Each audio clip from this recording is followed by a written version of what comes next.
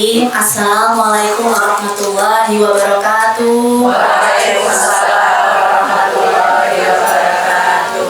Apa kabar Bunda hari ini? Alhamdulillah. Sehat? Alhamdulillah ya. Sudah sarapan? Baik, Masya Allah. Innal hamdalillah nahmaduhu wa nasta'inuhu wa nastaghfiruhu wa na'udzu billahi min syururi anfusina wa min syarri a'malina may yahdihillahu fala mudilla lahu wa may yudlilhu fala hadiya lahu.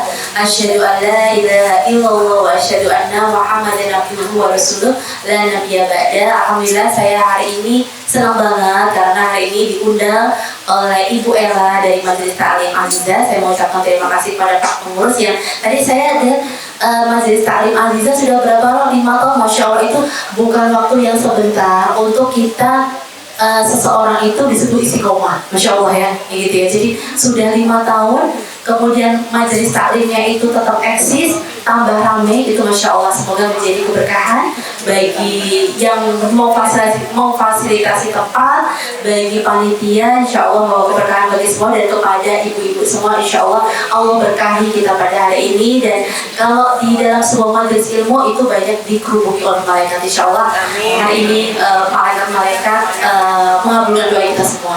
Amin ya Rabbal Alamin. Nah, mungkin bunda-bunda semua, saya panggilnya bunda, kakak, atau ibu-ibu. Kakak aja kali ya. Soalnya kan masih 17 tahun ya. 17 tahun. Sweet 17 atau Swida? Swida ya, kayak gitu ya. Karena mungkin banyak yang belum kenal, boleh saya kenalan ya? Boleh. Kan Bun kalau saya kenalan?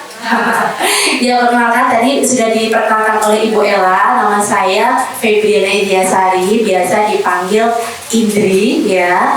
Dan aktivitas sehari-hari saya itu sebagai seorang pengusaha ya di bidang kecantikan dan kesehatan ya. Dan kami mendirikan Rumah Cantik Sehat Muslimah itu sudah dari 2009. Alhamdulillah ya, kita bergerak di bidang kecantikan muslimah.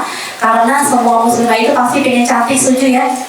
Setuju. Nah, alhamdulillah juga Rumah Cantik Sehat Muslimah kita lengkapi dengan ada skincare hijrah untuk muslimah, sehingga halal untuk muslimah.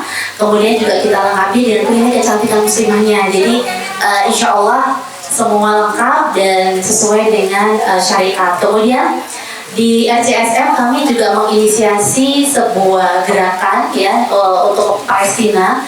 Kemudian juga kita menginisiasi sebuah pondok pesantren.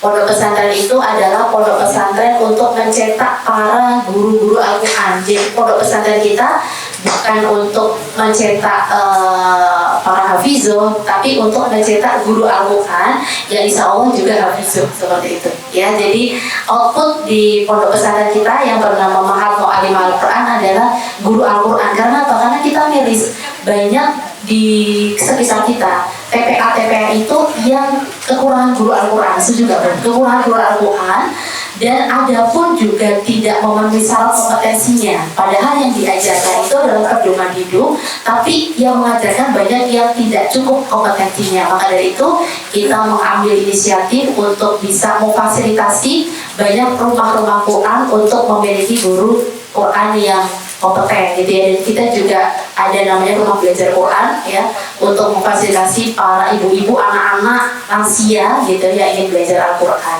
ya. Baik, tema kita yang diminta oleh panitia itu adalah satu tema, apapun kalau di flyer judulnya apa?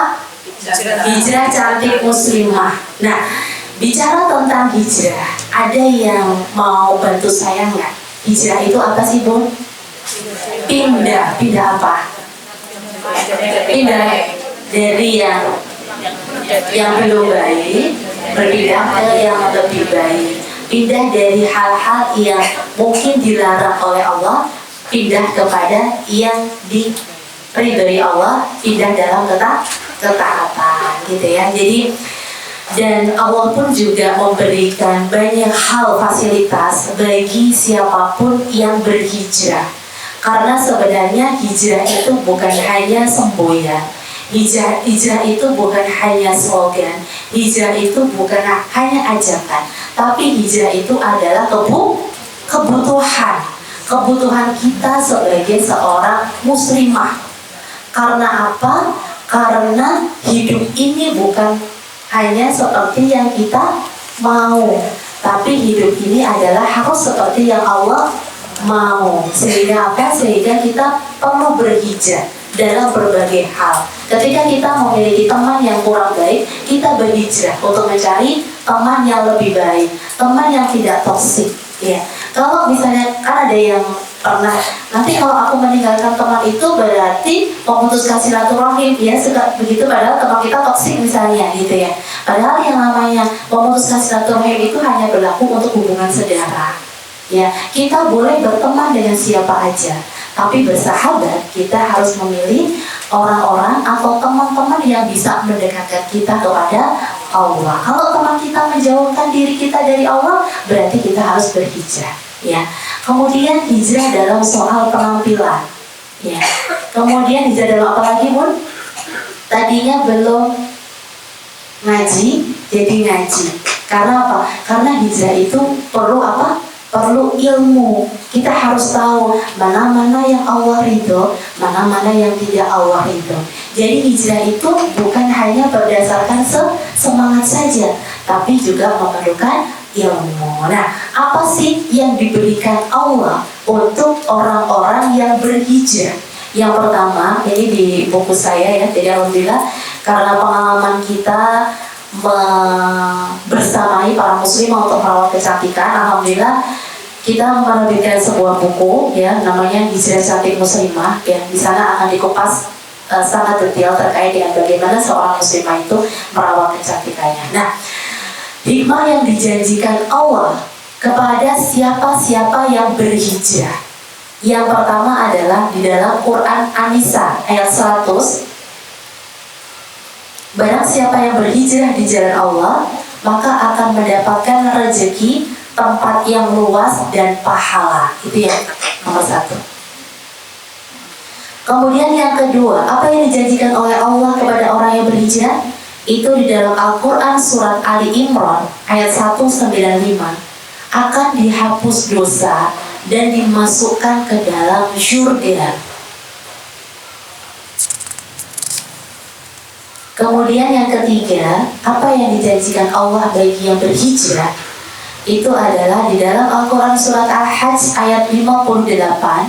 Jika meninggal dalam hijrah akan diberikan syurga. Jadi hijrah itu bukan hanya sebuah ajakan, tapi hijrah itu adalah kebutuhan kita sebagai seorang muslimah.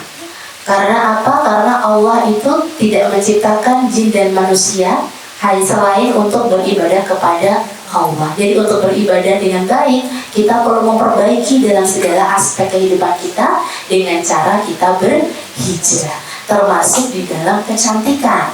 Iya, karena siapa sih seorang perempuan yang gak mau kelihatan cantik, yang gak mau pengen cantik, ada gak sih? Nggak ada. Ya, senang banget gak sih kalau misalnya suami tuh bilang, bunda ini adalah wanita paling cantik sedunia. Padahal kita tahu itu gombal ya. Padahal kita tahu itu bohong. Tapi kita kok senang ya, gitu. Karena Masya Allah, karena perempuan itu tuh pengen cantik gitu ya. Fitrah seorang perempuan itu adalah suka dengan kecantikan dan keindahan. Jadi seorang perempuan itu tidak munafik ya, kita itu pengen kelihatan cantik. Nah, tetapi cantik yang seperti apa yang bisa bawa kita ke surga? Cantik seperti apa yang diridhoi oleh Allah? Cantik seperti apa yang tidak dilaknat sama Allah? Ada nggak sih cantik tapi laknat? Ada, gitu. Maka dari itu dalam berhijrah cantik pun kita harus tahu ilmunya. Nah, kembali lagi terkait dengan cantik. Apa sih cantik? Ada yang mau bantu saya lagi nggak? Cantik itu apa? Cantik. Cantik itu putih, ya nggak sih? Orang bilang putih, langsing, glowing, itu maco. Sebenarnya gitu nggak sih cantik itu? Enggak ya, gitu enggak ya. Iya, cantik menurut Al-Quran, iya. Cantik itu ada 3. Cantik menurut Al-Quran, cantik menurut hadis, dan cantik menurut para ulama.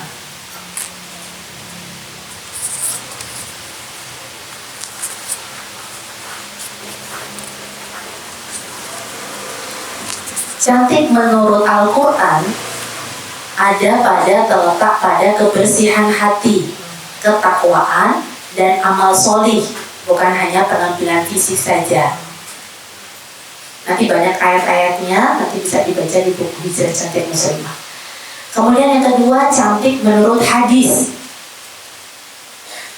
Rasulullah SAW bersabda bahwa cantik itu bukan hanya penampilan fisik, tapi pada akhlak yang mulia. Muslimah yang memiliki kecantikan sejati harus memiliki akhlak yang mulia. Kita aja kalau lihat TV, lihat film, lihat sinetron, lihat drakor, ada tokoh antagonis cantik tapi jahat, sebel kan ya? Padahal hanya di film pun, apalagi dunia nyata. Jadi cantik itu bagi seorang muslimah bukan hanya kecantikan fisik saja, tapi kecantikan akhlak, itu menurut hadis Rasulullah. Kemudian menurut para ulama, cantik itu, para ulama sepakat bahwa cantik yang sejati itu berasal dari akhlak mulia, kesolehan, dan kedekatan dengan Allah, ya. Jadi kalau istilahnya, seorang perempuan bukan hanya memiliki outer beauty, tapi harus punya apapun, punya inner beauty. Mau tahu nggak ciri-ciri seorang muslimah yang punya inner beauty? 1, 4T. Jadi ciri-ciri seorang muslimah yang punya inner beauty itu memiliki karakteristik 4T. Apa bun? 4T. T yang pertama adalah tenang. Ya, jadi seorang muslimah kalau dikatakan punya inner beauty itu memiliki sifat sakinah atau sifat tenang. Sakinah di dalam Al-Quran itu kalau kita baik-baik saja dalam kondisi yang semuanya itu lagi well gitu ya, itu tenang wajar. Tapi bagaimana kita tenang ketika kita sedang ada masalah? Nah, kata sakinah itu adalah tenang setelah ada masalah, tenang pada saat dan setelah ada masalah. Makanya kalau di dalam kita pernikahan gitu ya, biasanya didoainya apa? Sakinah, mawaddah, warahmah. Secara tidak langsung didoakan semoga banyak masalah. Karena sakinah itu di dalam pengertian Al-Quran itu adalah tenang ketika sudah melewati banyak tantangan dan masalah. Dan rumah tangga itu kan tempatnya masalah ya. Maka dari itu seorang muslimah yang memiliki inner beauty, kecantikan batin, itu memiliki sifat T yang pertama adalah tenang. Tenang itu karena kita punya apa? Tenang itu karena kita punya ilmu. Kalau kita tidak suka menuntut ilmu, perempuan atau muslimah yang tidak disibukkan dengan menuntut ilmu, maka akan disibukkan dengan perasaan-perasaan kegalauannya, kegalauan dan kebaperannya. Iya apa iya? Ya, makanya kita harus rajin thalabul ilmi supaya kita tidak sibuk dengan perasaan-perasaan kita. Iya, itu tenang atau sakinah. Kemudian yang kedua itu adalah teduh. Iya, seorang muslimah ketika mau tatapan matanya teduh harus memperbanyak ibadah-ibadahnya, terutama ibadah-ibadah di dalam sholat malam. Ya. Karena ketika kita sholat malam itu kayak kita punya waktu untuk curhat kepada Allah, curhat kepada Sang Maha Besar, curhat kepada Sang Penyelesai masalah. Sehingga insya Allah ketika kita rajin untuk sholat malam gitu kan, maka Allah itu akan membuat hati kita menjadi tenang. Kita tuh kayak punya jimat gitu lah ya, aku ya, jadi tenang gitu, tenang dan akhirnya terekspresi dengan tatapan mata yang teduh. Kalau kita melihat ulama-ulama sholih, itu kan tatapan matanya teduh ya, gitu. Itu karena ibadah-ibadah yang dilakukan. Kemudian yang ketiga itu adalah tawadu atau rendah hati, bukan rendah diri. Allah itu tidak mengajarkan kita untuk rendah diri, karena kita orang beriman.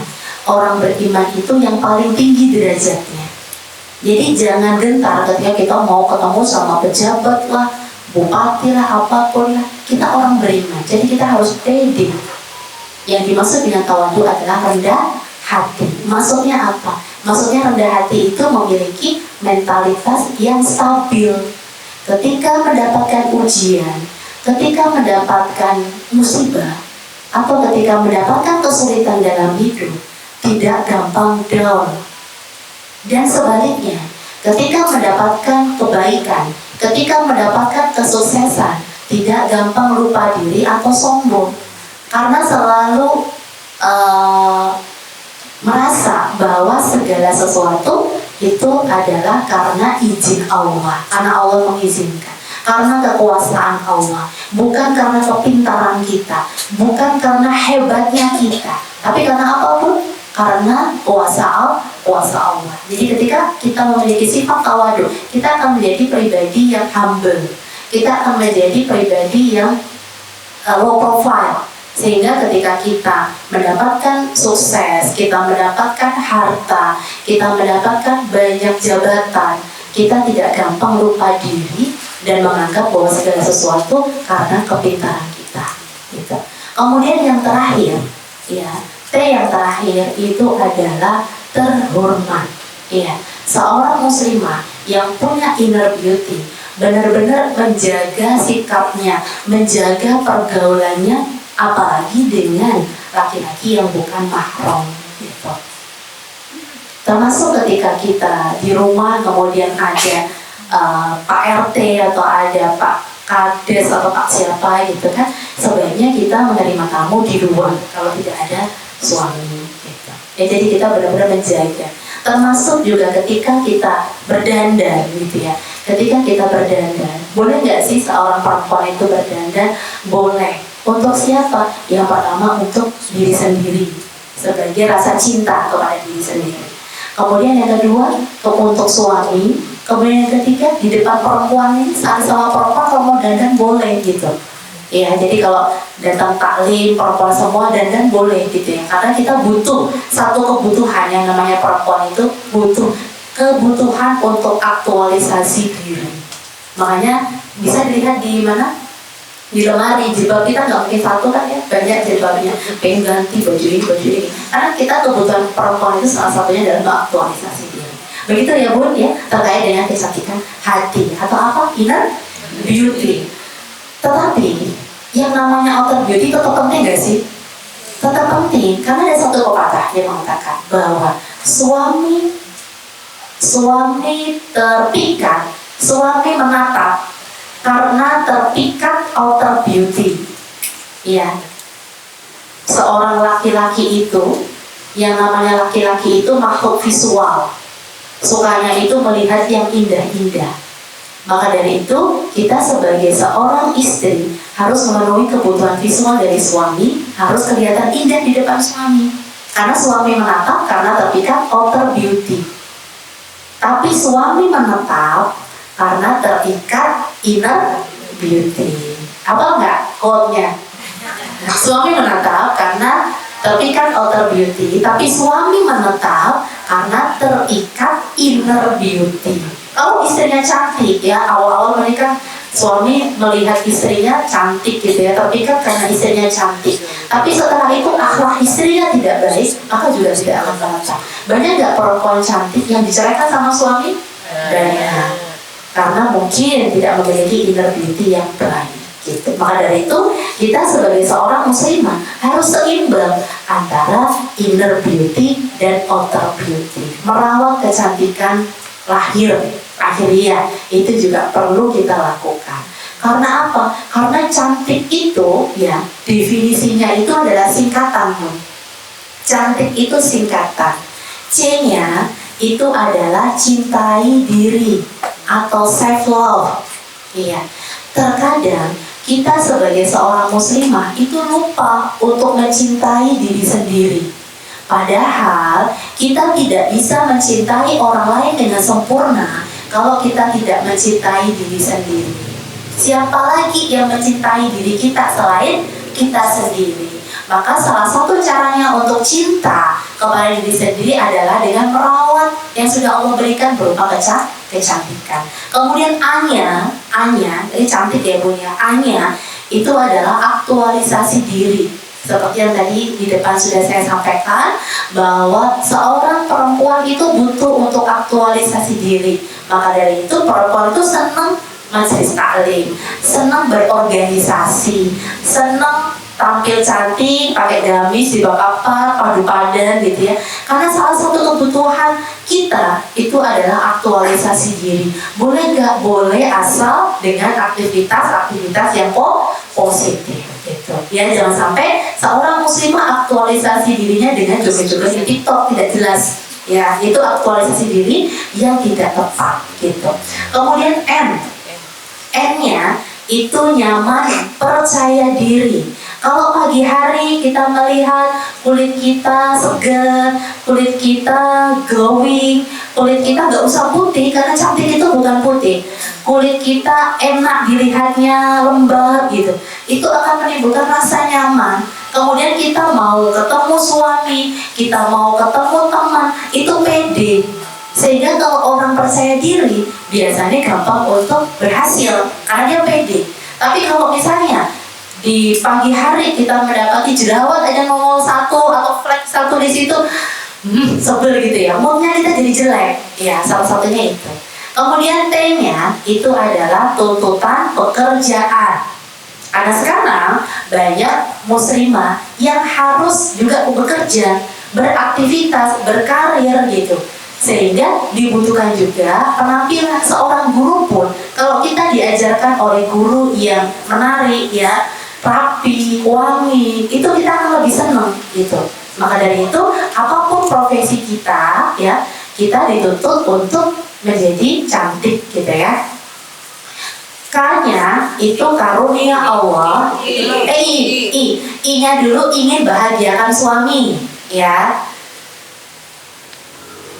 Karena apa? Karena salah satu ciri istri yang solihah ya, pernah ditanyakan kepada Rasulullah, siapakah perempuan yang paling baik?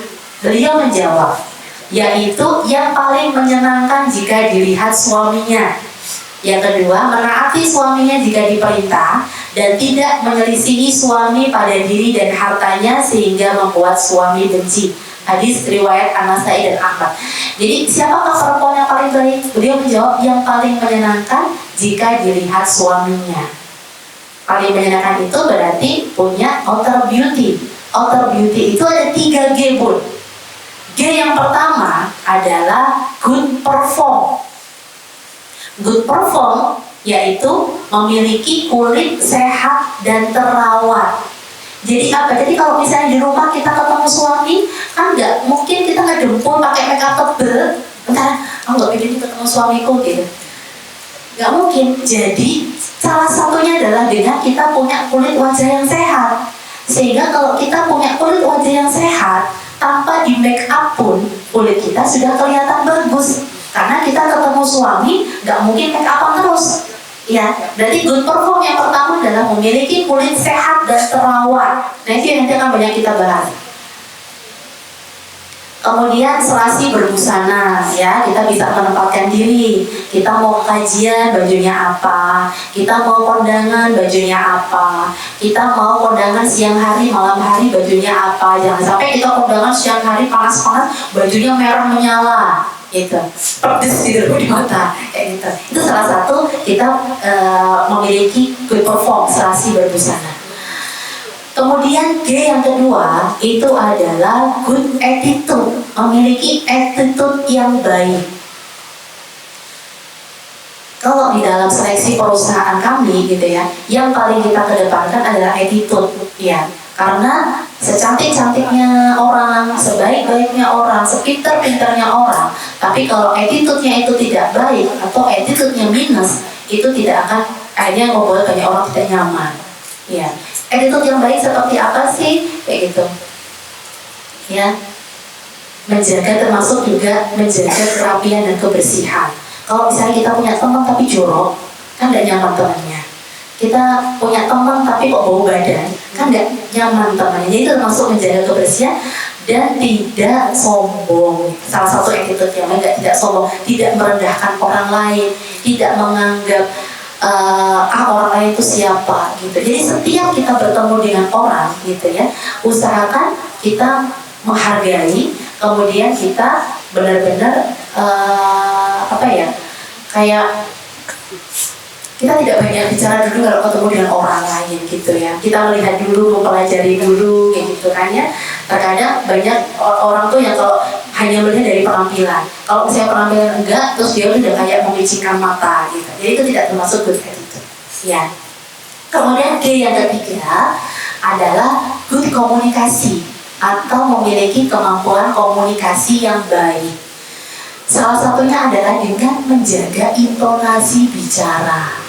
Banyak masalah rumah tangga itu yang terjadi karena hanya beda nada, Bun. Ya enggak? Iya. Jadi suaminya nadanya re, istrinya nada lebih tinggi lagi. Termasuk juga dalam komunikasi antar teman. Iya.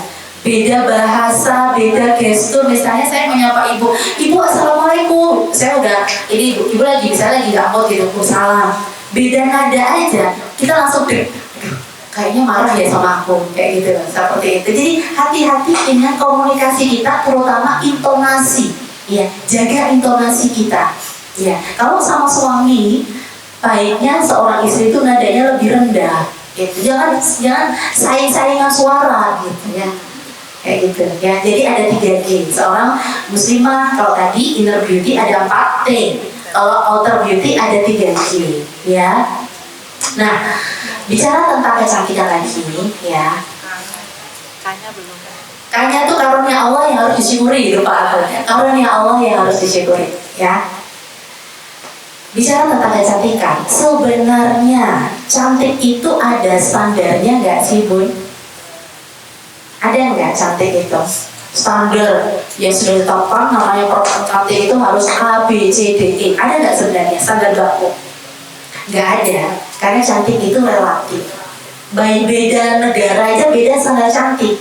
Kayak di Korea Selatan, yang namanya perempuan cantik itu yang punya V shape gitu ya. Jadi di sana operasi plastik itu sangat marah karena perempuan itu berbondong-bondong supaya dagunya tuh runcing. Sekarang mulai ditiru nih di Indonesia. Iya, kemudian mukanya flawless kayak Korea gitu ya, kayak gitu di Korea Selatan. Kemudian ada lagi di sini di Myanmar. Di Myanmar itu malah lebih ekstrim. Di kalangan suku Karyan yang namanya perempuan cantik itu yang punya leher panjang. Jadi setiap tahun dia itu dikasih kalung besi sampai rumput-rumput gitu, jadi lehernya panjang. Itu udah standar cantik. Kemudian ada lagi di Jepang. Di Jepang itu perempuan cantik itu yang punya ginsol. Iya, ada yang punya ginsol Bu di sini? Iya. Jadi kalau di Jepang itu banyak yang akhirnya dibuat ginsol gitu supaya cantik. Itu ada standar kecantikan di setiap negara. Jadi berbeda-beda. Cantik itu relatif. Jadi kalau kita mengikuti standar kecantikan yang di luar sana, yang terjadi seorang muslimah itu kan goyang. Sekarang standarnya adalah hidung mancung. Pada operasi plastik ke Korea, ke Vietnam ya kan dari TV-TV ya, pada hidungnya biar mancung. Terus habis itu sekarang yang bagus, yang lagi tren itu adalah bibirnya tuh doer gitu, yang tebel gitu. Jadi pada pasang filler kayak gitu. Jadi karena apa? Karena standar kecantikan yang diciptakan oleh manusia sendiri. Karena manusia tidak mengikuti standar kecantikannya Allah. Sehingga apa? Sehingga manusia itu bingung, berubah-ubah. Dulu yang cantik dikatakan cantik itu yang gemoy. Kalau sekarang yang langsing. Jadi beda-beda gitu ya. Akhirnya tuh setiap zaman berbeda, apalagi dengan maraknya industri kecantikan yang membuat akhirnya orang itu jadi korban iklan. Makanya kita sebagai seorang muslimah harus belajar bagaimana cantik yang sesuai dengan syariat. Kita harus berhijrah. Kenapa ya? Ada satu hal, ada ayat dalam Al-Quran, Fusilat ayat 20-22 bahwa ya nanti Bunda bisa tadabur ya 20-22.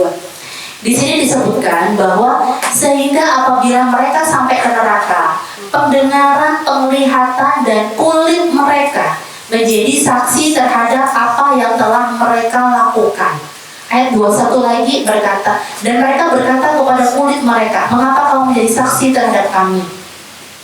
Jadi kulit kita itu nanti akan bicara, akan menjadi saksi. Apa yang kita pakai di dalam kulit kita, Apakah kita menjaga kulit kita, merawat kulit kita, dan ketika dirawat apakah kita menggunakan bahan-bahan yang halal, perawatan yang sesuai dengan syariat? Nanti kulit kita itu akan bersaksi. Fusilat 20-22. Maka penting jadi aspek kecantikan itu, makanya kita dari 2009 menggiat untuk mendakwahkan kecantikan muslimah, karena memang kulit itu adalah menjadi salah satu hal yang nanti akan dimintai pertanggungjawaban. Kenapa akhirnya kita harus berhijrah kecantikan? Ya, karena semua yang kita lakukan termasuk kulit akan dimintai pertanggungjawaban. Nah, bagaimana cara kita untuk berhijrah cantik? Ya, ada 3 yang harus kita hijrahkan. Yang pertama adalah hijrahkan mindsetmu. Melihat arti kecantikan. Kenapa operasi plastik menjamur? Kenapa perawatan-perawatan yang aneh-aneh dan semakin lama semakin aneh itu menjamur? Karena banyak perempuan itu yang melihat satu dengan yang lain dan membandingkan. Iya nggak? Perbedaan warna kulit, perbedaan bentuk hidung, perbedaan apapun mata dan segala macam itu dijadikan ajang perbandingan, yang akhirnya banyak para perempuan muslimah yang insecure, nggak pede, ya. Karena ada standarnya manusia. Kalau cantik itu seperti ini, oh, aku kok nggak kayak aku nggak putih ya, aku nggak mancung ya, mataku nggak belok ya, mataku nggak biru ya, kayak gitu. Akhirnya membandingkan, kemudian menjadi insecure, akhirnya menghalalkan segala cara karena nggak tahu ilmunya. Maka dari itu, yang harus kita rubah adalah cara pandang kita terhadap kecantikan. Bahwa Allah itu menciptakan manusia itu berbeda-beda, itu sebagai tanda-tanda kebesaran Allah. Jadi dalam Al-Quran, kalau Allah itu menggambarkan tentang keindahan fisik, ya, itu Allah selalu melihat bahwa itu adalah tanda-tanda kebesarannya, gitu. Jadi ketika kita memuji seseorang, Masya Allah, Allah membarik gitu, kamu cantik banget gitu. Itu kita memuji, bukan memuji teman kita, tapi memuji siapa? Yang menciptakannya. Dan itu salah satu benteng kita dari aib. Makanya hati-hati kalau saling memuji. Kalau memuji, kita harus pakai Masya Allah, Allah membarik, supaya teman kita tidak melempar aib ke teman kita. Termasuk di buku ini juga ada tentang aib ya. Karena sekarang zamannya medsos, zamannya orang pada upload. Sehingga apa? Sehingga banyak yang kena aib. Banyak, tau gak sih pun aib? Aib adalah hal negatif yang terjadi karena pandangan mata jahat. Misalnya kita terlalu memuji berlebihan tanpa menyandingkan dengan Allah. Kita memuji suami, anak, itu pun juga terbiasa kena aib gitu. Jadi harus hati-hati dalam kita memuji dan menerima pujian. Ya, nanti kapan-kapan bisa kita bahas ya tentang aib. Nah, itu ya, jadi kita itu melihat orang itu berbeda-beda. Perempuan, kalau misalnya kita umroh atau kita haji gitu kan, Masya Allah kan banyak banget perempuan kan. Ada dari Barat, ada dari orang Arab, orang Meksiko, orang Negro gitu ya. Itu berbeda-beda. Kita itu semakin takjub dengan kebesaran Allah gitu loh. Seperti itu. Kita puji boleh, tapi harus disandingkan dengan Masya Allah, Allah mabarik gitu. Ya, supaya kita tidak melempar aib ya ke teman atau orang yang kita puji. Gitu ya. Itu adalah hijrahkan mindsetmu. Kemudian hijrah cantik yang kedua caranya adalah dengan hijrahkan niatmu. Ya, kita harus memperbaiki bahwa merawat kecantikan itu adalah sebagai rasa syukur. Karena Allah itu sudah menciptakan kita dalam bentuk yang sebaik-baiknya, sehingga harus disyukuri dengan cara dirawat. Di dalam surat apa? Dalam surat At-Tin ayat 4. Sungguh kami telah menciptakan manusia dalam bentuk yang sebaik-baiknya. Ya, jadi niatkan kegiatan merawat diri yang pertama ya. Bukan untuk suami. Kalau untuk suami kita niatkan yang pertama, nanti kalau suami kita nggak muji, kita sakit hati. Udah dandan cantik banget, gimana Pak? Cantik nggak? Biasa aja tuh. Sakit hati gitu. Jadi niatkan pertama kali untuk bersyukur. Iya. Karena ketika kita bersyukur, Allah itu akan menambah nikmat. Ketika kita mensyukuri 5 tahun berupa kecantikan kita, maka Allah itu akan menambah nikmat kita berupa kita akan semakin cantik insya Allah. Gitu. Niatkan kegiatan merawat diri dan berhias untuk mengharap ridho Allah Azza wa Jalla. Ya, jadi kita melihat berbeda-beda gitu ya, bukan menjadi ajang kita untuk insecure, tapi menjadi ajang kita untuk bersyukur ya, karena Allah itu sudah menciptakan kita dalam bentuk yang sebaik-baiknya ya. Ada satu contoh orang yang sudah operasi plastik ya, dia udah ganti hidung ya, mancung hidung dan kalau kita lihat gitu ya, orang yang operasi plastik hidungnya itu sama, karena mungkin cetakannya sama kali ya. Cetakannya sama, hidungnya jadi sama semuanya. Kalau dia di medsos itu kan sama gitu. Orang sudah operasi hidung, terus setelah operasi hidung dia melihat kok misalnya hidungmu kayak gini nggak pas ya sama muka aku, ada operasi lagi sampai akhirnya kadang-kadang malah gagal, jadi jelek, malah akhirnya ada yang meninggal. Kemarin kan kita dengar ada yang sudah lama operasi plastik, itu kan juga efeknya juga tidak kecil kayak gitu. Jadi itu karena itu tidak bersyukur, dan itu memang kerjaannya setan, karena setan itu membangkitkan angan-angan kerjaannya dia. Kayaknya kalau misalnya aku kayak siapa gitu, misalnya kayak artis yang Luna Maya misalnya, itu mungkin aku jadi pede ya kayak gitu. Tapi ternyata ketika dibangkitkan angan-angan sama setan, kemudian orang itu mengikuti langkah-langkah setan untuk operasi perubahan dan segala macam, akhirnya kan dia tidak mendapatkan apa yang ini gitu. Akhirnya mungkin jadi jelek, mungkin berisiko dan segala macam gitu. Ya, kemudian yang ketiga itu adalah hijrahkan caramu. Ya, hijrahkan cara. Jadi cara kita merawat kecantikan ya, itu harus sesuai dengan prinsip-prinsip syar'i perawatan kecantikan muslimah. Ya, ada 7 prinsipnya.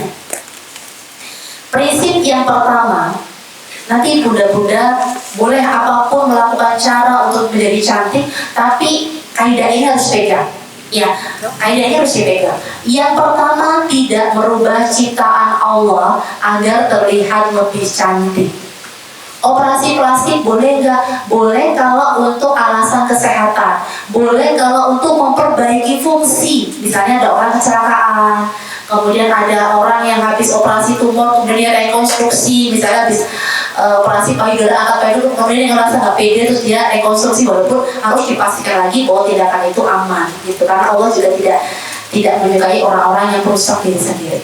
Yang pertama itu tidak merubah ciptaan Allah, misalnya operasi plastik, merubah bentuk tubuh, gitu. Termasuk juga yang bukan berupa operasi plastik, tapi tujuannya merubah bentuk, kayak apa? Tanam benang. Yang ada kayak tanam benang biar mancung, ya. Tahu nggak sih bu tanam benang itu kan kayak jahit itu dimasukin benangnya, tarik gitu. Itu kalau coba deh sesi tanam benang itu kayak gitu, hidung juga gitu. Kemudian pasang filler itu kayak semacam memasukkan cairan ya, cairan di bibir, cairan di jadi supaya mancung, dipasang gitu supaya mancung, memberikan volume supaya kayak gitu. Dan itu sekarang banyak dan menjadi wajar gitu, dan menjadi karena kan kalau dulu orang operasi plastik itu sembunyi-sembunyi gitu ya. Dulu kalau zaman dulu artis ditanyain gitu ya, yang kemarin meninggal itu ya, ditanyain, Bunda operasi plastik enggak? Kok aku enggak operasi plastik? Tapi sekarang operasi plastik itu sudah jadi tren ya. Hari pertama, hari kedua gitu ya, sehingga orang itu melihat pada excited gitu, pada oh bagus ya, akhirnya banyak yang melakukan. Sehingga ketika keburukan itu banyak yang melakukan, itu menjadi hal yang wajar. Apalagi banyak juga yang berjilbab dan melakukan operasi plastik. Ada satu influencer gitu ya, yang dia tuh edukasi operasi plastik itu, padahal dia pakai niqab. Sehingga orang kan kalau misalnya orang-orang yang masih awam gitu kan, orang itu kan dia pakai jilbab boleh kok. Nah kita yang benar-benar sudah ngaji gitu ya, harus benar-benar bisa mendakwahkan juga, bisa mengedukasikan juga kalau itu nggak boleh gitu ya. Kemudian yang kedua, prinsipnya adalah tidak bertentangan dengan syariat. Contohnya adalah tato. Termasuk di sini adalah sulam alis, sulam bibir. Kemudian ada yang sulam bedak. Ya, kalau istilahnya itu kayak baby grow gitu. Jadi kayak sebenarnya secara apa? Mungkin secara ini bukan kita yang dimasukkan gitu ya. Cuma tapi kita bayangkan gitu ya. Jadi dimasukkan tuh dan dimasukkan bedak. Jadi karena sekarang tuh zamannya medsos ya. Zamannya orang tuh pada bikin story. Jadi pengennya bangun tidur itu langsung on, alisnya sudah on, bibirnya sudah on gitu kan. Jadi langsung bisa halo guys gitu. Kayak gitu. Jadi itu nggak boleh ya. Jadi tato, cukur alis ya bun, itu nggak boleh. Mencukur bulu alis. Iya, jadi biasanya kalau facial di salon-salon yang notabene bukan salon muslimah, salon kita, biasanya ditawarin, bun alisnya dirapikan ya, gitu. Alisnya dirapikan, nah itu nggak boleh, mencukur alis nggak boleh. Kalau pakai alis boleh, gitu ya. Terus gimana kalau masih ada yang rapi? Nanti ada materinya lagi makeup syar'i. Jadi nanti kita bisa ukur dengan foundation, sehingga tanpa perlu diukur bisa rapi alisnya, ya. Kemudian menyambung rambut, ya, menyambung rambut, hair extension kalau di salon-salon itu ya, jadi kayak dipanjangin rambutnya. Kemudian eyelash, dipasang bulu mata palsu. Jadi kalau misalnya kondangan, jadi among kamu gitu ya. Kalau kita sudah tahu mau dipasang bulu mata palsu, jangan mau, ya, karena kita sudah tahu. Karena itu masuk dalam kategori menyambung rambut, ya, bulu mata palsu. Kemudian merenggangkan atau meruncikan gigi, kayak dipasang, dirapikan gitu ya, kecuali memang untuk alasan kesehatan kayak pasang kawat. Pasang kawat pun harus dengan indikasi medis, dan pasang kawatnya nggak usah lah kasih yang berlian-berlian gitu ya, ada kan ya? Gitu. Karena itu masuk kategori israf atau berlebih-lebihan. Ya memang pasang kawat sesuai dengan fungsinya aja, kayak materi ya. Kenapa bos? Kemudian yang ketiga, kalau misalnya dulu-dulu melakukan nggak apa-apa karena belum tahu, ya Allah maha pengampun. Kita bertobat aja, istighfar aja. Kemudian yang ketiga, ya, maksud dan tujuan bukan untuk menyamarkan penampilan dan untuk menipu supaya terlihat lebih muda gitu. Misalnya mengecat rambut, ya boleh nggak sih? Boleh, tapi tidak dengan warna hitam. Kemudian pastikan ketika kita melakukan treatment pada rambut kita, mau dicat lah, disemir lah, rebonding lah, smoothing lah, pastikan setelah itu dirawat. Karena kalau misalnya tidak dirawat, kita masuk dalam kategori yang merusak diri sendiri. Karena kan otomatis somir rambut itu kan pakai bahan kimia ya. Ada sih yang bahan alami, cuma bahan alami itu pasti ada bahan kimianya. Yang pastinya kalau rambut kita tidak dirawat, itu juga akan rusak. Jadi kalau sudah melakukan treatment pada rambut, smoothing, rebonding, coloring gitu, wajib untuk dilakukan perawatan, hair mask lah, cream bath lah, supaya rambut kita tetap terjaga. Karena perintah Allah itu adalah menjaga, gitu ya. Itu yang nomor 3. Kemudian operasi facelift, yang operasi terus biar kelihatan nggak dirubah sih bentuknya, tapi kayak biar lebih kelihatan muda. Gitu. Ada nggak sih metode-metode yang lebih aman untuk supaya kelihatan muda? Ada, yang diperbolehkan ada. Kayak facial kita masih boleh ya. Facial macam-macam, kayak misalnya menyembuhkan flek ya, pakai breakdown laser, pakai skin booster, itu masih boleh kategori merubah bentuk dan segala macam gitu ya. Kemudian yang nggak boleh lagi itu PRP. PRP tahu nggak? PRP itu jadi perawatan tapi pakai darah kita. Ya, jadi diambil darahnya, darah kita di sini diambil ya. Cuma kalau misalnya pas kita lagi nggak fit, darah kita juga nggak bagus ya. Dan kita diambil, kemudian dipisahkan pakai sentrifuge itu plasmanya. Jadi platelet rich plasma. Kemudian disuntikin lagi ke wajah. Biasanya untuk pengobatan kupeng kayak gitu. Nah itu yang nggak boleh, karena itu menggunakan darah. Darah kan tidak boleh digunakan untuk selain kondisi darurat gitu. Darah bisa kayak gitu. Kalau misalnya mau yang metode yang diperbolehkan itu kayak masih masuk skin booster, itu nggak apa-apa gitu. Metodenya sama dengan skin booster, tapi yang dimasukkan darah kita. Nah itu yang darahnya itu yang tidak diperbolehkan kayak gitu ya. Kemudian yang keempat, prinsip yang keempat itu adalah tidak menyerupai kaum laki-laki ya. Jadi kalau kita berdandan, kita potong rambut gitu ya, janganlah kita potong rambut yang model-model kayak abri cepak-cepak gitu ya. Sewajarnya aja, pendek nggak apa-apa, tapi tetap kayak tetap kelihatan perempuannya gitu loh, kayak gitu ya. Karena hadis riwayat Bukhari nomor 5885, Rasulullah melaknat laki-laki yang menyerupai wanita dan wanita yang menyerupai laki-laki.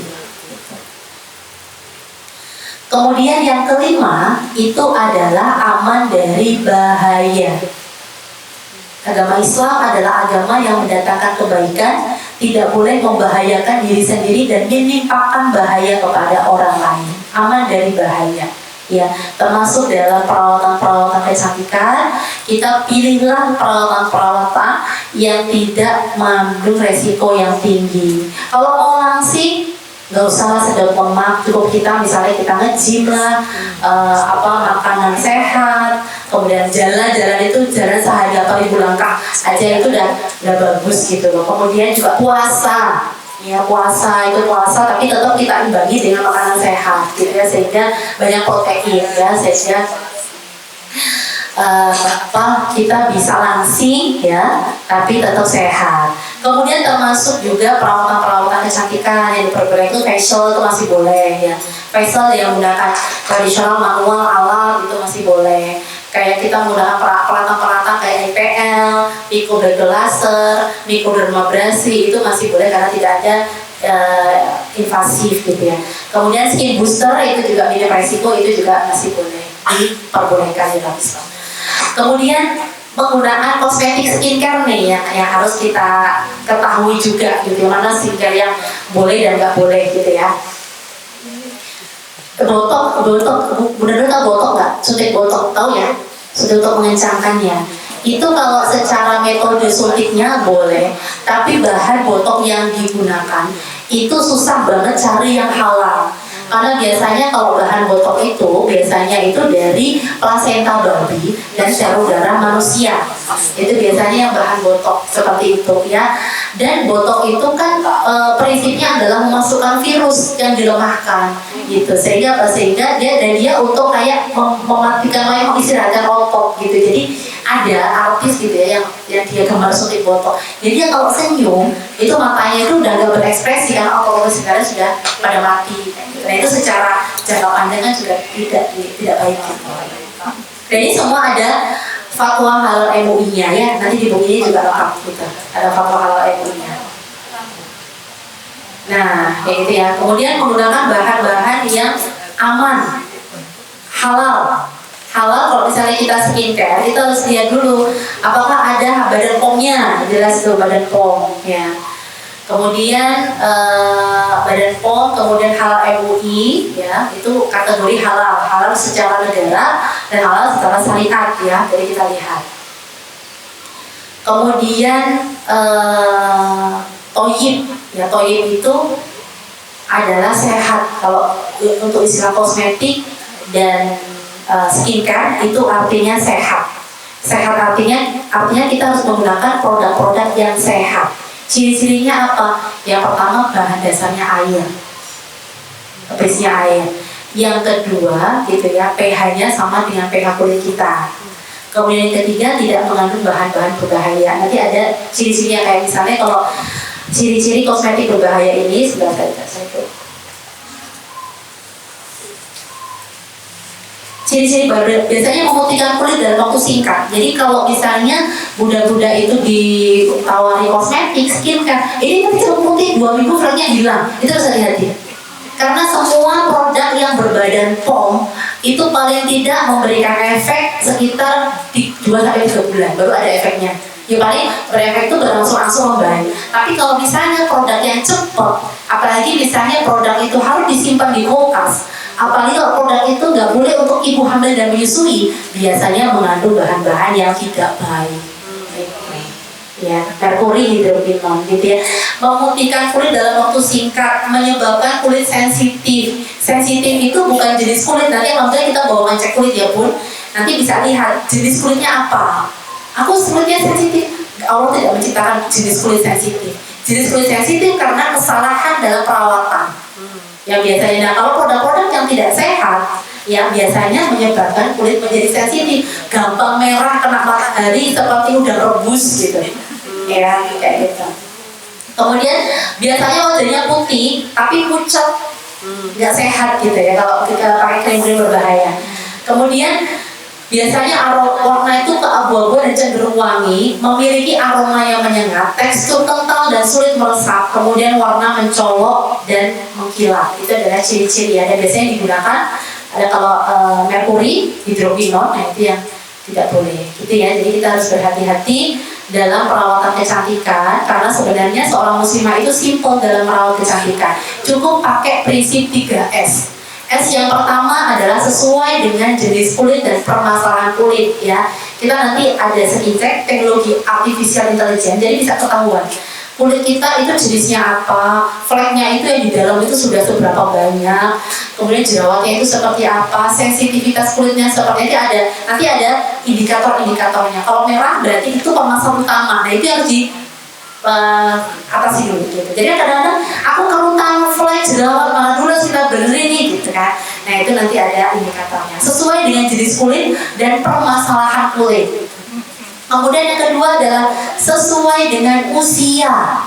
Jadi perawatan kulit itu sama seperti tubuh kita. Kulit kita itu pun juga harus kita kasih nutrisi atau kita kasih gizi sesuai dengan kebutuhan kulit. Kalau kita kurang atau berlebihan, itu pun juga tidak baik. Kebutuhan kulit kita usia 20 tahun itu sebenarnya cuma butuh 20 tahun kelembapan dan perlindungan. Udah gitu aja. Kalau kita punya anak usia 20 tahun, janganlah pakai yang macam-macam.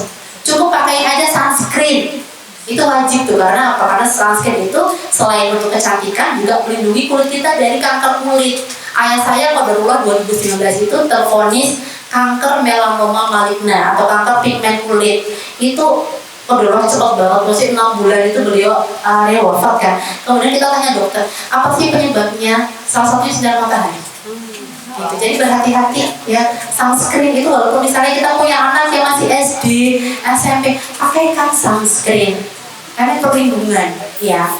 20 tahun butuhnya, kalau pembersihan kan harus wajib ya. Kalau namanya pembersihan sabun muka itu wajib gitu ya, karena kalau misalnya kita itu males membersihkan muka, 1 kali aja kita lupa membersihkan muka, maka kita membiarkan kulit kita itu 10 kali untuk lebih cepat menua, hanya kita skip cuci muka.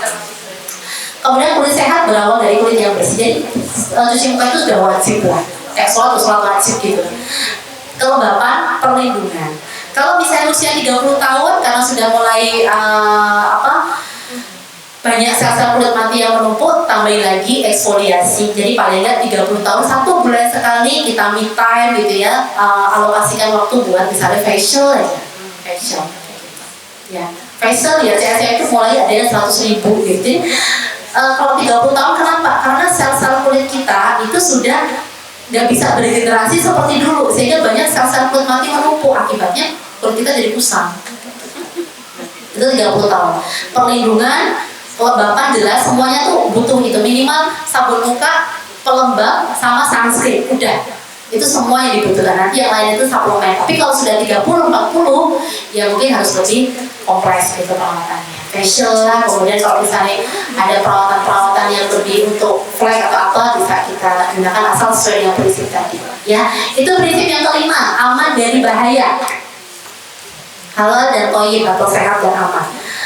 Kemudian tadi sesuai dengan jenis permasalahan, sesuai usia. Yang ketiga, say no untuk instan. Jadi kalau ada yang nawarin hasil instan itu jangan mau, karena itu biasanya mengandung bahan-bahan yang berbahaya. Gitu.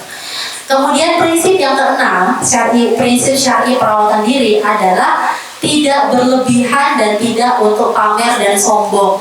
Ya, jadi jangan sampai kita masuk dalam kategori tabarruj. Ya, jadi tidak berlebihan. Kategorinya apa sih tabarruj itu? Disesuaikan dengan sikon tempat gitu ya. Jadi kalau misalnya kita lagi di Saudi gitu ya, kita pakai baju merah itu kategori sudah tabarruj gitu. Tapi kalau di sini gitu kan kita pakai baju warna-warni masih oke gitu ya.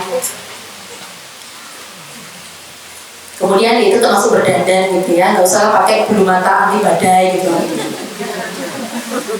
Kemudian tidak untuk pamer dan sombong gitu ya. Jadi perawatan-perawatan yang kita lakukan benar-benar dalam rangka ketawaduan kita gitu, rendah hati gitu, jangan malah diposting, kemudian kita terus untuk pamer, ini loh aku tuh perawatan skincare, aku tuh di klinik segala macam gitu kan biasanya kan banyak. Nah itu tidak untuk pamer dan sombong gitu ya. Jadi niatkan benar-benar untuk bersyukur, untuk merawat apa yang sudah Allah berikan kepada kita. Kemudian yang ketujuh adalah lakukan perawatan yang menjaga aurat gitu ya. Jadi ini kenapa kita perlu ke salon muslimah, klinik muslimah gitu kan ya. Karena apa? Karena benar-benar harus kita jaga aurat gitu. Bahkan di ACSM itu kita tidak menerima yang non. Jadi benar-benar karena aurat wanita yang non muslim dan muslim itu kan ini ya. Gitu. Jadi kita nggak menerima. Jadi benar-benar kita ingin, kalaupun misal pun kemudian akhirnya kita menerima, kita pasti akan buatkan ruang khusus. Gitu. Jadi itu yang ketujuh itu perawatan menjaga aurat tidak bercampur walaupun sama perempuan. Gitu. Kalau hanya sekedar salon wanita, itu kan kita nggak tahu ya. Tapi kalau salon muslimah kan benar-benar sudah yang muslimah gitu. Ya. Tidak bercampur, apalagi dengan sama sekali kelihatan laki-laki itu kan private ya, jadi benar-benar harus kita jaga gitu ya. Jadi perawatan yang menjaga aurat, termasuk juga sekarang kan banyak MUA yang seperti itu kan ya, maksudnya kita tuh harus kita cari make up tuh yang perempuan gitu loh, gitu ya. Jadi termasuk seperti itu ya. Itu adalah 7 prinsip syar'i perawatan kecantikan muslimah yang harus benar-benar kita pegang, kita jaga gitu ya, sehingga kita benar-benar bisa membawa cantik kita berpahala gitu ya Bun ya. Waktu saya sampai jam berapa Bun? Sudah saya jawab kalau saya jawab? Boleh nggak? Sampai jam berapa? Nanti sampai setengah 10. Oh iya, boleh. Ini secara prinsip materi hijrah cantik muslimah sudah selesai. Nanti monggo silahkan kalau mau bertanya gitu. Semoga yang mau bertanya silakan. Assalamualaikum warahmatullahi wabarakatuh. Waalaikumsalam. Saya di sini, saya itu sering ada kendala karena saya bukan ya. Oh iya, anu ya, MUA ya. Silakan mantan Kan kita itu pasti pakai belum ada. Itu ya. tetap orang jadi. Kalau iya sih, oh ya maksudnya cuma nanti kan, makanya kan sekarang juga banyak aliran MUA syar'i dan termasuk itu juga bekerja dan memang saya pun tidak mudah sih Bun. Tidak mudah kayak gitu. Kalau misalnya masih kayak misalnya aku tidak memiliki pencaharian lain selain itu kan masuk kategori darurat gitu. Tapi pelan-pelan kita edukasikan gitu, misalnya kita bisa mengganti dengan masalah yang bisa mematikan kayak gitu. Kalau orang yang tidak meminta itu saya tidak menawarkan dan saya Tidak pasti ya. Tapi kalau manten ya. Ya semoga Allah mengampuni kita semua gitu ya. Jadi kalau misalnya pelan-pelan nanti, saya juga punya teman juga yang rias manten dan dia sudah menerapkan tidak pasang bulu mata. Cuma awal-awal ordernya jadi turun. Itu kan memang tantangan ya seperti itu. Tapi percaya aja ketika Allah itu ketika kita dalam hijrah, terus Allah itu mencabut apa yang selama ini gitu ya kita miliki, berarti Allah mau menggantinya dengan lebih baik gitu. Pelan-pelan berproses ya Bun. Kalau misalnya mulai dari Mika udah meminta, kita nggak memberikan. Tapi kalau manten ya coba mungkin sambil kita update ilmu, ada nggak sih yang bisa kelihatan cantik ditutup dengan hal yang lain kayak gitu, misalnya seperti itu. Dan semoga Allah mudahkan. Tapi kalau misalnya memang bisa, semoga Allah mudahkan dalam kondisi yang berat ya Bun. enggak Bu. Kita hidup tetap begini. Assalamualaikum warahmatullahi wabarakatuh. Pertanyaannya sederhana. Tadi kan Ustazah menyampaikan mencukur rambut tidak dulu. Mencukur bulu alis. Mencukur bulu alis. Sekarang kalau tidak dicukur, tetapi sebagian dicabut, jadi dicampurkan yang misalnya yang terang-terang kan biasanya kalau berbeda itu ya. Boleh nggak mencabut dengan mencukur sama tidak? Sama sih, bolehnya ada hadisnya sih sebentar saya saya tarikan.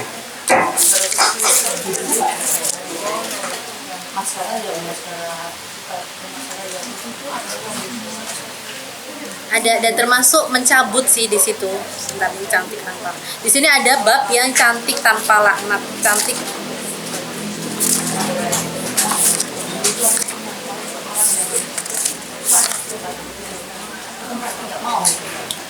Nah ini ya, Imam Nawawi mengatakan, dan perbuatan ini mencukur bulu atau rambut yang tumbuh di wajah wanita kecuali apabila tumbuh di wajah wanita kumis dan jenggot. Kecuali kumis dan jenggot. Tapi kalau mencukur dan mencabut itu masuk dalam kategori menghilangkan sih, Bun. Kalau kita di RCSM kita mau mencukur mau cabut enggak gitu. Jadi kalau misalnya dirapikan, paling kita dirapikan dengan alis, buat alis, tapi nanti mungkin kalau ibu yang suka makeup bisa di ini ya, Bun, ya, bisa ditutup pakai foundation ya. Gitu. Jadi kalau bisa sebaiknya tidak. Gitu. Ada lagi, Bunda? Ada. Oke.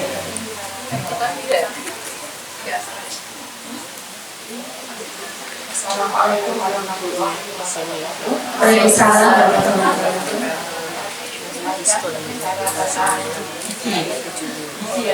Apa? Gigi. Gigi. Sudah suaranya agak Gigi. Menurut saya sepertinya berlengkap ya Bu, kan katanya pasang Boleh kok, boleh. Boleh. Pasang merah dengan alasan kesehatan. Itu yang agak harus berhati-hati. Behel tapi macam-macam itu loh, kayak ada berliannya, mata-matanya. sebelum pasang behel itu si yang bersangkutan ini datang ke Dokter gigi ya. untuk minta dirapikan giginya. Memang posisi gigi itu ya ada kan gigi seseorang itu berantakan gitu ya, yang berlebihan, bukan berantakan, berlebihan. Nah untuk yang lebih kayak itu supaya dirapikan kira-kira, jadi kan kalau dirapikan itu sebagian disabun, ada yang disabunkan ya. Nah itu boleh atau tidak? Kalau untuk indikasi medis dan memang untuk kesehatan, itu nggak boleh, itu kayak dipasang nih, itu benar dipasang, dikikir, direnggangkan, dikikir gitu. Nah itu berarti gigi yang berlebihan tadi dibuang dan kemudian dirapikan menggunakan behel itu tidak masalah. Tidak masalah, dalam agama juga tidak boleh. Nah, saya juga bersyukur alhamdulillah karena saya juga pernah menganjurkan karena posisi giginya itu berlebihan sehingga kan itu Mengganggu fungsi juga ya. Apalagi kalau mengganggu fungsi itu nggak apa-apa gitu ya. Apalagi ada indikasi, maksudnya ada advice dari dokter yang memang itu untuk memberikan fungsi supaya lebih baik, itu tidak apa-apa. Dan satu lagi, Jadi seperti kita berbicara tentang cara komunikasi. Kita berkomunikasi dengan bagaimana kita berkomunikasi dengan suami, dengan teman. Nah, karena kita berbeda suku, berbeda bahasa, berbeda logat, ya. Kan kita Jadi ini ya, sekarang ini ada- heterogen ya hubungan kita berjalan. Nah, sehingga itu mempengaruhi dalam perjalanan untuk berkomunikasi. Nah, kita yang misalnya dari Jawa, Sumatera, Beda-beda. itu berbeda-beda logat dan nada. Katanya tadi Ustazah bilang kita berbicara dengan nada tinggi, dengan yang kita ajak bicara atau komunikasi dengan nada dengan orang yang tidak pernah mendengar nada tinggi, seakan-akan kita Marah gitu ya. Nah, ini bagaimana untuk bisa memahamkan seseorang bahwa itulah cara Bicara logat gitu ya. sehingga kita tidak menyebabkan Dia tersinggung. hubungan antara apakah itu pertemanan, persahabatan ataupun dalam berkeluarga itu tidak membuat kita Jadi ini ya, karena kita dianggap wah itu memang itu, itu kira-kira seperti itu. Jadi kita ada sedikit jeleknya karena dia tidak memahami tentang budaya kita dan seterusnya lah, seperti itu kira-kira ya Bu ya. Iya. Terima kasih. Assalamualaikum warahmatullahi wabarakatuh. Terima kasih. Kuncinya adalah komunikasi dan saling memahami, seperti itu Bunda. Jadi kalau misalnya memang kebetulan kita itu dari keluarga, biasanya dari daerah yang memang kalau bicara itu dengan nada tinggi, ya mungkin kita menyampaikan, maaf ya, aku nih obat tuh kayak gini gitu loh. Kalau misalnya dikira tapi aku nggak marah kok, aku mau kita komunikasikan aja. Dan kalau misalnya saya juga punya satu customer service, dia itu dari Sumatera. Awal-awal gitu ya banyak customer kita yang agak kaget gitu loh. Tadinya nggih Bu, biasanya kayak CS kita tanya nggih Bu monggo silahkan gitu kan. Tiba-tiba CS kita ganti orang Sumatera gitu ya. Nadanya ini ya. Tetap kalau misalnya kita ada di satu lingkungan, pelan-pelan kita menyesuaikan gitu. Jadi pelan-pelan kita sedikit merubah nadanya dan mengkomunikasikan sehingga orang itu paham. Kalau antar teman kan paham. Cuma kalau misalnya kita itu memang ada di satu lingkungan, misalnya kita di Jawa yang dimana semuanya itu harus minimal kita belajar untuk menurunkan nada bicara segala macam kayak gitu. Ya dulu suami saya itu orang Betawi campuran Medan gitu. Ya luar biasa, tapi alhamdulillah gitu ya dengan saling memahami, dengan saling akhirnya beliau belajar, akhirnya bisa sekarang halus kan gitu. Jadi penyesuaian, saling memahami, mengkomunikasikan untuk di awal-awal gitu.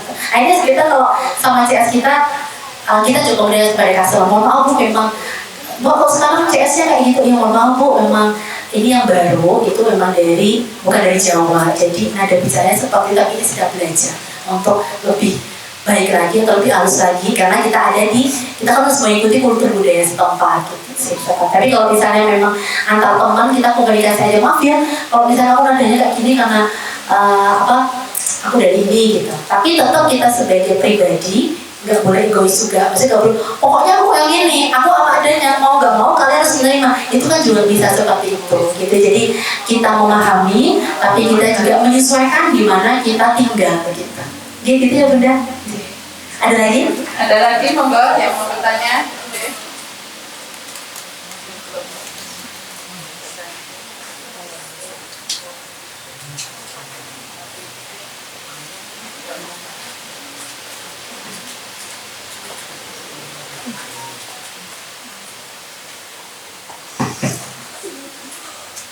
Assalamualaikum warahmatullahi wabarakatuh. Terima kasih atas kesempatannya. Yang ingin saya tanyakan yang terkait dengan dokter spesialis kulit yang masuk bidangnya yaitu tentang angkutan maupun estetika. Nah ini bagaimana ya terkait dengan profesi dokter spesialis. Oh yang misalnya yang terpaksa harus melakukan seperti operasi plastik dan segala macam gitu ya. Terima kasih. Assalamualaikum warahmatullahi wabarakatuh. Ya, mesti kita tidak menjudge profesi apapun ya, hanya kan tetap ketika kita mengambil sebuah profesi baik kecantikan, ketika kita sudah tahu ilmunya, kita kan bisa memilih gitu ya. Saya juga punya teman seorang dokter spesialis estetika, jadi di rumah sakit dia tidak mau menerima operasi plastik yang memang merubah bentuk gitu. Kalau misalnya kayak di rumah sakit umum itu tuh masih aman sih, karena kan biasanya kan juga yang bisa operasi plastik pun untuk kecelakaan segala macam gitu. Jadi ketika kita misalnya kita berprofesi itu ya berarti kita harus milih di mana tempat kita bekerja. Ketika kita bekerja, kalau misalnya kita rumah sakit itu masih aman. Kalau misalnya kita mau ke klinik, ya kita cari klinik yang memang, atau kita bikin sendiri. Kalau kita bikin sendiri, kan akhirnya kita bisa menjaga prinsip itu gitu. Dan itu kembali kepada masing-masing individu sih. Tapi tetap yang ibaratnya yang melakukan dan operasi itu kan ya sama gitu kan ya. Gitu. Jadi kalau misalnya memang profesi memang profesi seperti itu, tetap harus pegang prinsip itu sih. Prinsip, akan kita punya prinsip dan kita bisa memilih di mana kita bekerja atau kalau mau amannya ya kita buka klinik kecantikan sendiri, sehingga kalau klinik kecantikan kita kan kita bisa milih nih mana yang boleh, mana yang tidak boleh. Dan masih banyak sebenarnya metode-metode perawatan kecantikan yang bisa mempercantik, kemudian juga aman, kemudian juga tidak melanggar syariat. Jadi termasuk bagi tempat akhirnya kan kita memilih kita bekerja. Kalau misalnya di rumah sakit itu masih aman sih Bu, karena kan biasanya operasi pun untuk kayak bibir sumbing kayak gitu. Jadi kita bisa memilih yang memang tepat untuk kita bisa menjaga prinsip itu. Karena kan salah satunya kan juga seorang muslimah atau seorang perempuan kayak boleh bekerja gitu ya, tapi kan harus memegang beberapa syarat. Yang pertama kan izin atau ridho dari suami. Kemudian yang kedua tidak ada ikhtilat atau campur baur, menggunakan pakaian syar'i. Kemudian yang keempat juga tidak melanggar prinsip dari syariah itu ketika kita bekerja. Gitu. Karena memang sejatinya kan seorang perempuan itu kan tidak diberikan kewajiban untuk mencari nafkah. Tapi ketika kita berbisnis atau ketika itu niatkan kita bukan untuk mencari nafkah, tapi untuk mengisi waktu, bersedekah, banyak bersedekah. Karena ketika kita seorang perempuan mencari bekerja, diniatkan untuk mencari nafkah, itu nanti akan mengurangi keberkahan rezeki suami itu. Kayak gitu. Jadi jangan pernah niatkan untuk mencari nafkah, karena itu bukan kewajiban kita. Niatkan untuk mengembangkan diri, bersedekah gitu. Banyak bersedekah. Misalkan kalau misalnya kita punya uang sendiri kan, kita mau sedekah kemana, kita mau bantu keluarga itu lebih enak gitu kan. Niatkan untuk itu, tapi jangan niatkan untuk mencari nafkah, itu nanti mengurangi keberkahan rezeki dari suami kayak gitu. Sudah cukup ya? Nanti boleh saya tutup dengan muhasabah ya. Oke. Ya, sudah Masya Allah, materinya bagus ya Bu. Bagus. Semoga kita menjadi muslimah yang mengancam dari luar sana. Amin. Semoga Baik, kita tutup dengan muhasabah ya, muhasabah. Kita tundukkan kepala sejenak ya. Kita tundukkan secara kepala sejenak. Ya Allah, Engkau yang menciptakanku dalam sebaik-baiknya rupa. Engkau anugerahkan kecantikan ini. Meski tahu ini hanyalah titipan, tapi sering aku lupa ya Rob. Lupa bahwa kecantikan ini adalah amanah, bukan untuk dipamerkan, bukan untuk mencari pujian dari manusia. Ya Allah, pernahkah aku menggunakan anugerah ini dengan cara yang tidak Kau ridhoi? Apakah aku telah menjaga diriku dari pandangan yang hasad? Ataukah kecantikan ini justru menjadi sebab aku mengundang mudarat? Seringkali aku terlena ya Rob. Aku lebih sibuk menyenangkan mata manusia daripada memastikan Engkau ridho. Aku lebih peduli pada standar dunia daripada menjaga kehormatan yang Engkau tetapkan. Ampuni aku ya Allah jika aku telah menyimpang dari jalan-Mu. Tunjukkan aku ya Rob kecantikan yang sebenarnya, kecantikan yang bersinar dari hati yang ikhlas, dari jiwa yang penuh syukur, dan dari langkah yang selalu mendekat kepadamu. Ya Allah, jadikan aku wanita yang cantik bukan hanya di mata manusia, tapi juga di hadapan-Mu. Lindungi aku dari pandangan yang membawa iri, dari penyakit ain yang tidak terlihat, dan dari hawa nafsu yang menyesatkan. Bimbing aku ya Allah, untuk selalu menjaga diriku sesuai dengan apa yang Engkau perintahkan. Jadikan aku berhias bukan untuk dunia, tapi untuk mengharap wajah-Mu semata. Ya Allah, aku ingin kecantikanku menjadi berkah, menjadi penenang bagi diriku, dan menjadi ladang kebaikan bagi sesamaku. Jangan biarkan aku terjebak dalam kilauan dunia yang fana. Rabbana, jangan Kau palingkan hatiku setelah Engkau beri petunjuk. Tuntun aku ya Allah, agar setiap langkahku menuju ridho-Mu. Jadikan aku wanita yang Kau cintai, dunia dan akhirat. Amin. Rabbana atina fid dunya hasanah wa fil akhirati hasanah wa qina azabannar. Kita tutup dengan baca hamdalah, alhamdulillahirabbil alamin, istighfar, astaghfirullahaladzim, dan doa penutup majelis. Subhanallah wa bihamdika asyhadu an la ilaha illa anta astaghfiruka wa atubu ilaik. Wassalamualaikum warahmatullahi wabarakatuh. Mohon maaf jika ada yang kurang tepat, kurang menyinggung ya. Insyaallah kita bertemu lagi di waktu yang lain. Dan silakan kalau benar-benar mau cek kulit, cek mata, monggo silakan.